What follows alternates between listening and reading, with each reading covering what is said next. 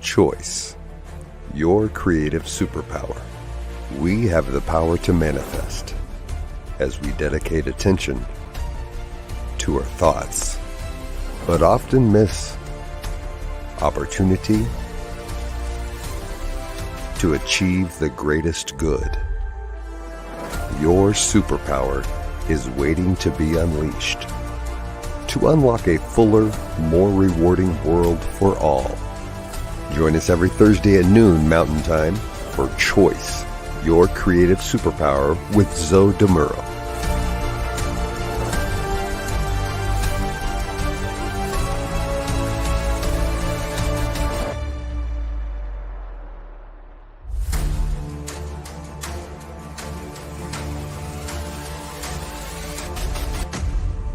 And now, here's Zoe.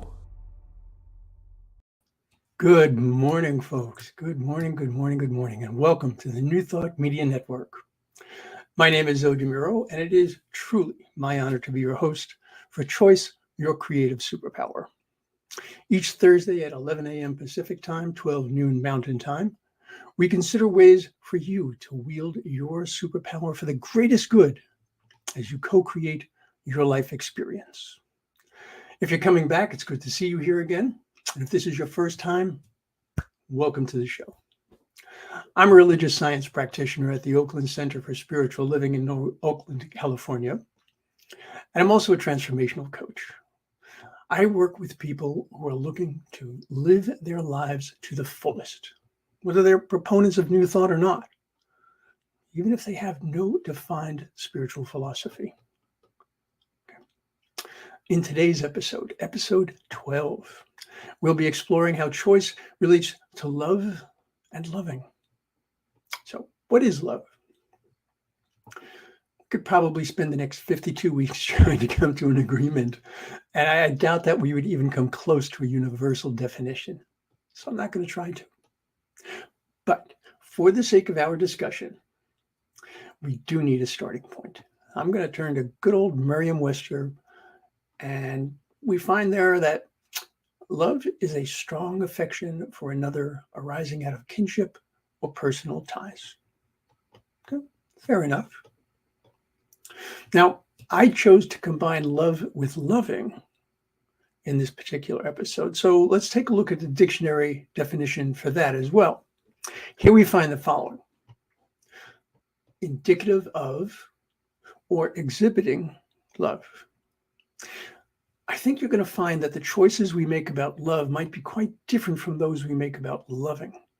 And for you English majors out there, don't get hung up on how saying, quote, "I love this ice cream" is basically identical to saying, "I am loving this ice cream," just going from a general to a specific. I know.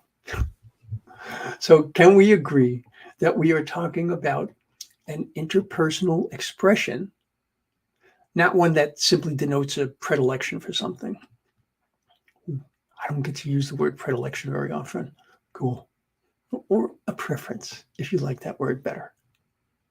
Okay, so that's going to be our starting point. And can we also agree that the same goes for loving, that it is expressing or exhibiting that love?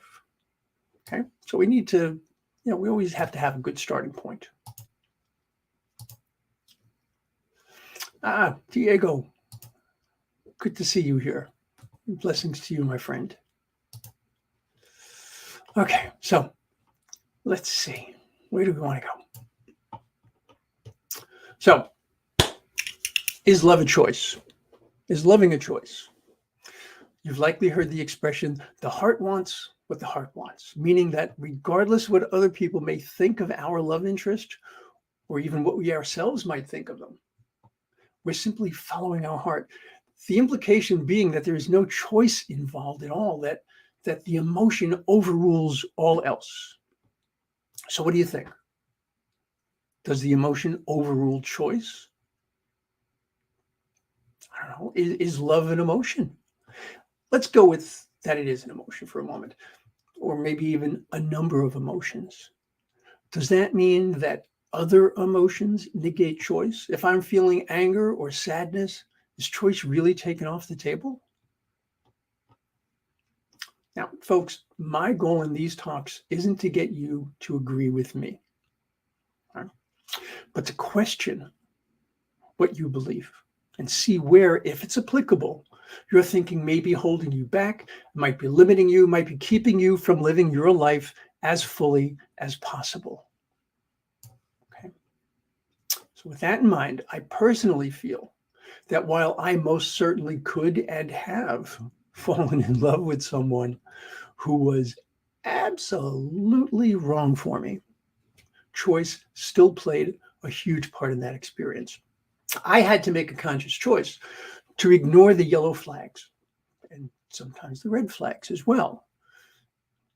And to be honest, not one of those relationships ever worked out for me. Now, once again, I need to be clear about the yellow and red flags. These were my own. I mean, that was to say they were coming from my own feelings, not someone else telling me that a relationship couldn't work. Not that I didn't have my share of those as well. People told me that all the time. Should have listened. By the way, that quote, "The heart wants what the heart wants," that's actually a misquote. Emily Dickinson wrote something very similar to that in a personal letter to, it was either a sister or a sister-in-law, don't recall. What she actually wrote was this: the heart wants what it wants, or else it does not care. Kind of different. But I'll leave that for you to play with on your own. Now, love most certainly does present opportunities for choice. For the sake of simplicity, I'm going to use the term loved one to mean the object of your love. So I'm not going to be including self-love, that is to say, love of yourself, in this part of the discussion directly, nor am I going to incorporate the concept of spiritual love. Not yet. Okay, so how do you balance your needs versus your loved ones? Now, this is typically where the topic of compromise comes in. And to be clear, compromise does not mean simply giving in. Say one of you wants to go to the opera, and the other one wants to go surfing. I don't think I could come up with a more unusual pairing. I can guarantee that the surfer is not going to be too pleased about the opera any more than the opera enthusiast is going to be about surfing. Unless, of course, you're both opera-loving surfers. But even then, for the opera-loving surfers, a reasonable compromise might be to check the tide tables and the opera schedule to go where the greatest benefit lies. Man, this is great swell this Saturday. I'd be happy to hit up La Boheme next Wednesday. But if the surfer keeps putting off those waves, eventually it can become as tiresome and unfulfilling as it would for the Puccini fan to miss performance after performance and wind up with nothing but sand in their bathing suit. So we look at what is important to us. We choose what is a priority and what is not. We consider what is a priority for our loved one, and we make a choice that is in alignment with both parties' priorities, because it is a way of loving our loved ones. Okay. Hey, perhaps the choice here wasn't about love as much as it was about loving, expressing love by way of compromise.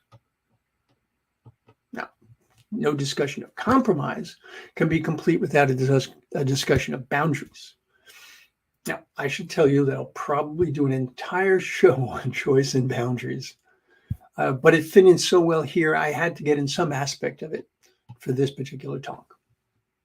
So, setting boundaries is definitely a choice. But folks, let me tell you, from years of experience, failing to set boundaries or thinking that setting boundaries is some sort of sign of not being trustful or not being loving, that's just pure nonsense. Now, this might be a little extreme, but this example, but not setting boundaries is a lot like not telling someone there's a minefield in front of them because you don't want them to feel stressed. Of course, if they step on a mine, they're going to go boom, which, it's kind of stressful. So how is it doing them or you any good if you aren't clear and upfront about your beliefs, your values, your cultural customs, etc.? There's a strong element of integrity at play here, isn't there? And if you recall the episode that we did on identity, that was a while ago, episode 2, wouldn't you always want to present your authentic self to your loved one? I can tell you from my own sad experience that not setting boundaries because you don't want to seem controlling or just not fun, and that's what allows what starts out as a quirky little oddity to become an incredible annoyance. I remember hearing a comedian one time say, "Hey, when your loved one, when you're on a date and it's like early in the relationship and the date smilingly tells you that they can be really annoying." Well, actually, they said they could be. They used language that I'm not going to use here, so we're just going to go with they said they could be really annoying. So the comedian said, "Well, believe them. They're telling you something important." Seriously, though, look at what you're choosing to accept in the name of love, and recognize that if you want to be able to continue being loving, you might either need boundaries or recognize that there's just an incompatibility. Doesn't make you a bad person, doesn't make the other person a bad person. Not everyone is compatible with everyone else. And this is extremely important. You can choose at any time to define or redefine a boundary. Just do it in such a way as to not be draconian and simply start busting out a list of thou shalt nots. Right? So we can be loving and taking into account the fact that we love this person and bring that love into the loving, right? That's how we choose to present ourselves with our loved one. So please do consider choosing to set boundaries you would want your loved one to respect. And of course, while you're choosing, do you choose to respect the boundaries of your loved one? Ooh, for a moment there, I thought I was officiating at a wedding. Do you choose to respect the boundaries of your loved one? Oh, I am a marriage minister after all, but I digress, as I so often do. You'll recall that I said that there are differences in the choices that one makes related to love versus loving. And this is a good example. You could most certainly love someone, but choosing to set boundaries, choosing to stand firm on those boundaries, and choosing to respect the boundaries of your loved one. These are all examples of choices that reflect loving. So, love might be a state of mind or a state of being, or an emotion or a complex set of emotions. But loving is the actions, the expressions, the observances of that love.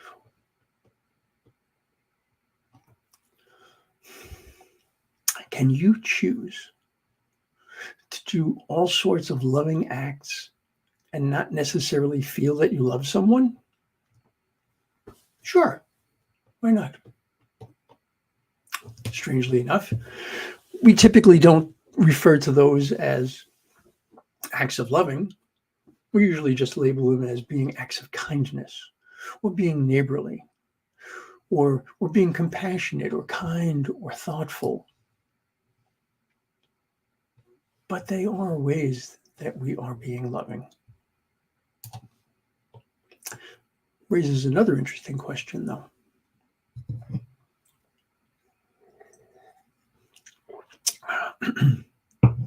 Can you love someone and choose not to be loving towards them?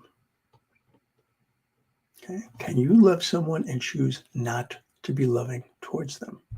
Now, I'm not saying that it just happens to be that you don't express your love. I mean, this is a conscious choice I'm talking about.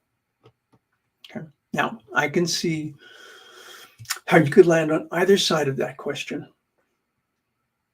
Or I guess more accurately, I can see how you could land on both sides, depending on the circumstance.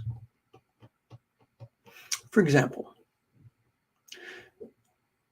when I think of my loved ones who have transitioned, I think of my sister Ellie, I think of my brother Pat, for example. My love is strong. It's enduring. In fact, it's eternal. But there aren't very many, if any, acts of loving that I actually see as part of that love.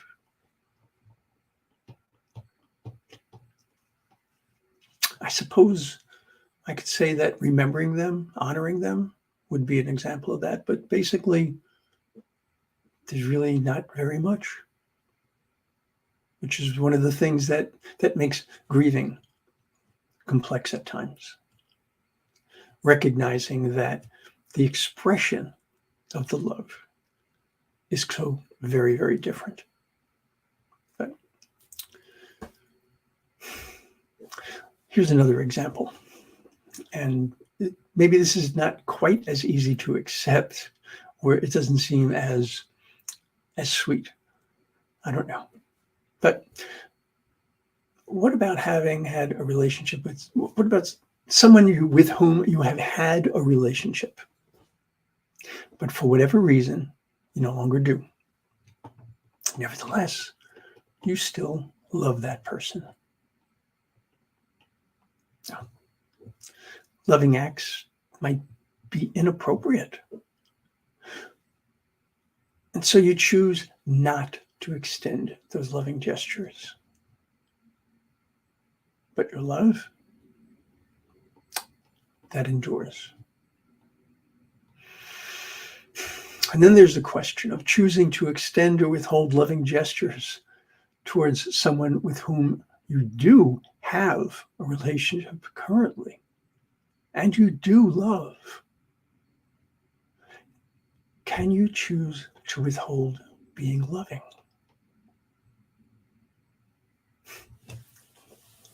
Anybody holding their breath waiting for the answer to that one? Well, don't hold your breath, folks. I think that this is a choice that speaks to your own sense of identity, integrity, and so much more. And I'm not making any judgment call on this one. I'm asking you to take a look. All right? But I will suggest to you that you ask yourself what the benefit would be to you, to your loved one, to the relationship, to hold back, to not express that love. Now, for those of us who have made it to our 50s, 60s, and 70s and beyond, there's a potential choice that comes up as a significantly more charged choice.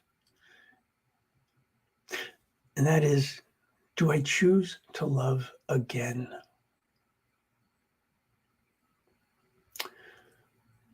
Here I'm thinking about situations like sometimes after a loved one transitions or after a divorce, especially if it was a long-term marriage. or if it was an abusive relationship. Do I choose to love again? I know many people who have said there was only their one true love, and that's it. And that is, of course, their choice. Others have said, never again. I don't want to put myself through that emotional ringer again. I don't want to put myself in danger again, etc., etc. To those folks, I would offer this question. Are you aware that you are choosing to believe that you're done with love? If so, that's your choice. But I want you to be clear about what you're saying. Personally, I feel more comfortable with the one true love group than I do with the emotional ringer group. Simply because the former seems to be celebrating something positive, the idea of that one true love, while the latter seems to be forecasting something negative. Now, I say seems to be, because only you can know for certain, right? Only you can know for certain. And by all means, if you have been in an abusive relationship, I absolutely understand that there would be fear. I understand absolutely that there would be incredible trepidation. And all I can say is there are opportunities for love. Absolutely. Reach out for the help that you need. We're going to talk about abuse in a later episode. So I'm not going to get into much detail here, but by all means, do not let an abusive relationship tear love away from you. So as I said, only you can know for certain. But there's an expression that you'll hear around New Thought communities, which I think you might want to consider. And that is, principle is not bound by precedent. So in this case, considering that love, which would be our principle here, love, and I'm talking true love, not puppy love, not infatuation, not lust, but true love is the greatest power in the universe. The fact that relationships did not work in the past, that would be the precedent, right? So the fact that relationships did not work in the past is no guarantee that you cannot love and be loved. Our divine birthright is proof of that. We were created from love. We were created in love. We were created to love and to be loved. I invite you to choose to acknowledge, or at least consider, that love is for everyone.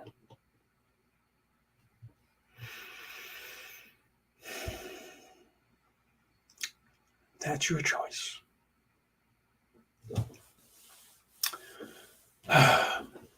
Folks, I would be absolutely delighted to hear what you feel about choice, love, and loving. This is a big topic. It's a very personal topic. There's so much here to unpack, but it's not about an intellectual discussion. It's not about trotting out facts and figures. It's about what goes on within. It's about feeling. It's about balancing what we think and what we feel, and being open to hear that still small voice. So if you have the opportunity, do send me an email, please, at zodemuro@gmail.com. Bring that up for you.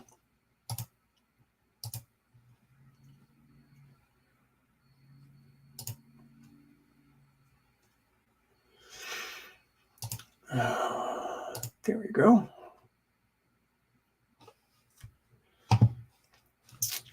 So by all means, you most certainly can get in touch with me at zodemuro@gmail.com, because I always hold whatever you share with me in complete confidence. And I'm still hoping that I'm going to get emails from folks talking about what their greatest choices were in their lives. I'd love to do a show about that. But whether you can tell me about that or just any idea that you might have for a topic relating to choice that you would like to see me explore, I'd be delighted to have that. So I am so pleased to have spent time with you this week. I encourage you to go to ntmedia.org and check out all that we have to offer. For example, today, 12 noon Pacific time, that would be 1 p.m. Mountain time. Check out Finding the Joy in the Journey with practitioner and very, very soon to be minister, the incomparable Gina Calvario-Krupka. Now, 1 p.m. Pacific time, just 2 p.m. Mountain time, there's the Vibrant Living Hour with the vibrant practitioner Ken Ludwig. He's always, always entertaining, without a doubt. So, folks, are you looking for prayer, meditation, information, discussion? You want it? We've got it, and so much more. You know, it does take time and talent to present all of this, and it takes treasure as well. So please, if you can, without a doubt, go to ntmedia.org, find that donate button, help us bring all of this goodness to the largest possible audience as we work to make this a world that works for everyone.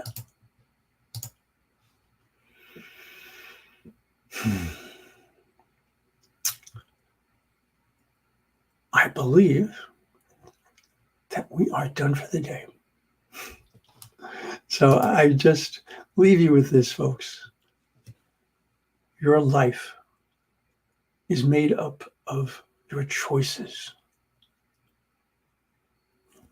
The fullness of your life depends on those choices.